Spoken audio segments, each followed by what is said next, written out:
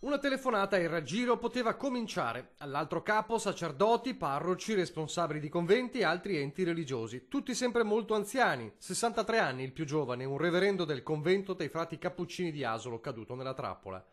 Bastava qualificarsi come rappresentanti del comune, della provincia o della regione, o anche direttori di banca, e informare che era stato accreditato al loro ente un contributo erogato in somma maggiore a quella dovuta.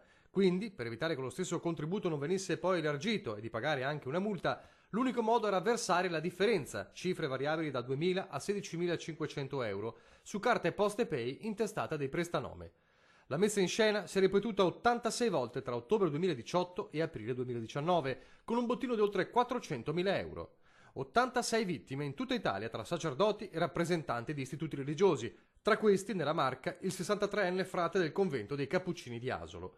Sono stati i carabinieri di Torino a sgominare la banda, 12 provvedimenti cautelari, di questi 4 sono in carcere, tutti di Torino e provincia, 8 sono stati messi agli obblighi di dimora e di firma.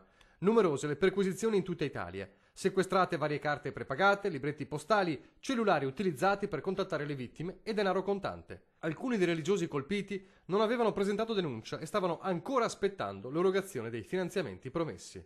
A capo del gruppo una donna, una 38enne soprannominata la zia, che si vantava di aver inventato il metodo per raggirare i religiosi.